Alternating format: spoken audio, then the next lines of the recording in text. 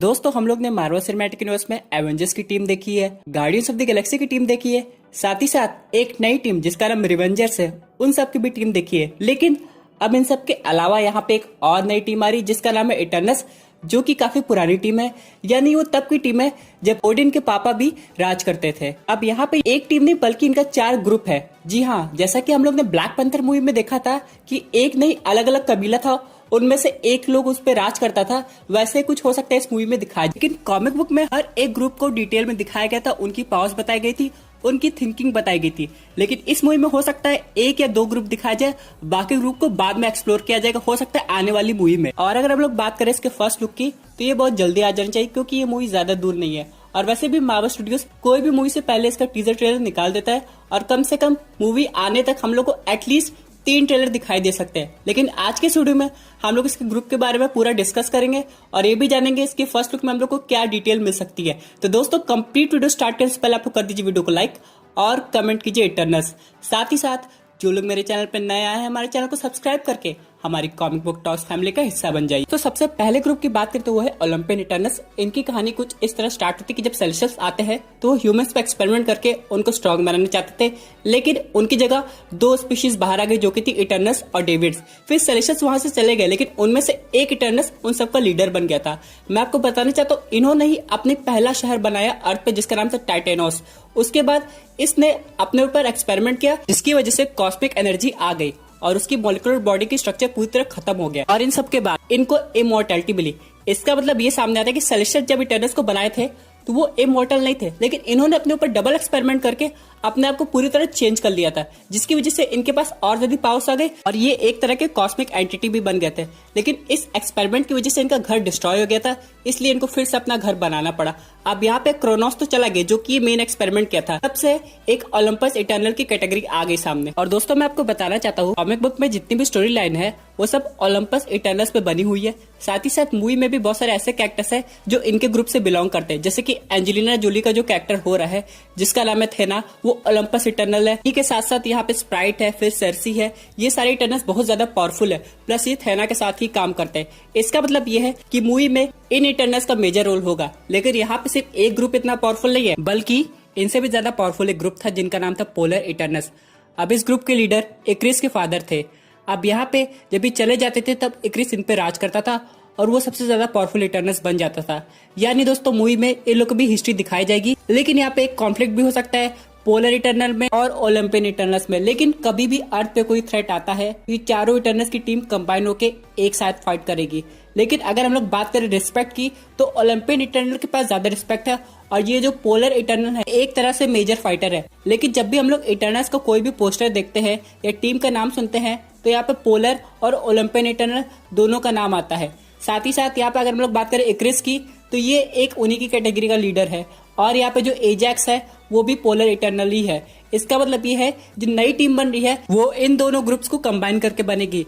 लेकिन अभी ये डिसाइड कर पाना मुश्किल है कि इनका लीडर इक्रिस बनेगा या फिर थेना बनेगी, क्योंकि दोनों काफी ज्यादा पावरफुल है, लेकिन उन लोग के बीच में हमेशा कॉन्फ्लिक्ट रहता है। दोस्तों तीसरे ग्रुप की बात करें तो वो है यूरेनियस इटर्नल। अब यहाँ पे जो क्रोनोस है वो ओलंपियन की दुनिया बसाया था, लेकिन उसका भाई था वो उस पर राज करना चाहता था। इसी बीच में दोनों में फाइट हो गई थी, लेकिन कुछ ऐसा हुआ कि वो जीत गया और बाद में जाके यूरेनियस को दूसरी जगह भेज दिया था और उसने थेनोस की तरह ही सैटर्न के मून पे अपनी नई दुनिया बसा ली थी। अब यहाँ पे वो आराम से राज कर रहा था, लेकिन यहाँ पे उसके पास कुछ अलग पावर्स थी। यानी कि 2 इटर्नल्स का ग्रुप अर्थ पे था और जो बाकी 2 ग्रुप्स है वो सैटर्न के मून पे थे। और अगर हम लोग इनके पावर्स की बात करें तो ये काफी ज्यादा डिफरेंट है अर्थ के इटर्नल से।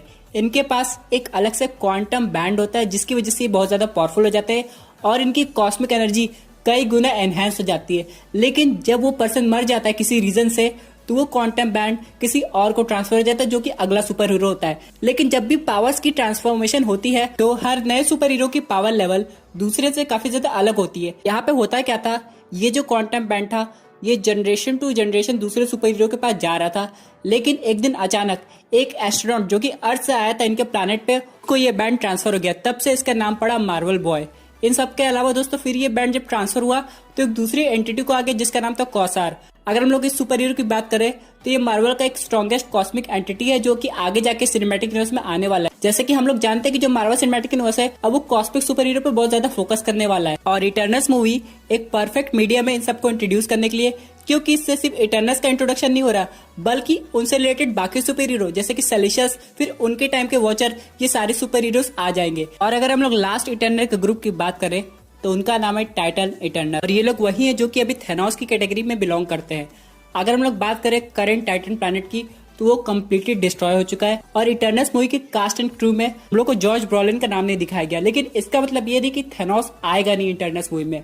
हो सकता है इसे सरप्राइज केमियो के लिए रखा गया। और रही बात थेनोस की हिस्ट्री की, तो अभी ये भी खबर आ रही कि मार्वल स्टूडियोज ये डिसाइड करे कि कैसे थेनोस को वापस मार्वल सिनेमैटिक यूनिवर्स में लाया जाए, और इसका सिर्फ प्रीक्वल से मतलब नहीं है बल्कि अल्टरनेट रियलिटी मल्टीवर्स से भी मतलब बनता है। तो यहाँ पे दोस्तों एक और हिंट आती है मार्वल स्टूडियोज से कि अगर थेनोस वापस आ सकता है 2 बार डेथ होने के बावजूद, तो क्या टोनी स्टार्क का वापस आने की पॉसिबिलिटी है? इटर्नल्स मूवी में तो नहीं, लेकिन और बहुत सारी मूवी होगी जिसमें आयरन मैन की हम लोग को हिंट देखने को मिल सकती है। लेकिन जब भी आयरन मैन आएगा वो इस यूनिवर्स का नहीं होगा, किसी ऑल्टरनेट रियलिटी का होगा। और थेनोस की बात करें तो थेनोस के साथ भी ऐसा होगा, हाँ, लेकिन टाइम मशीन के थ्रू। जैसे 2014 का थेनोस 2023 यानी कि फ्यूचर में आ गया था, वैसे टोनी स्टार्क के साथ भी कुछ ऐसा हो सकता है, लेकिन वो बहुत कम समय के लिए होगा।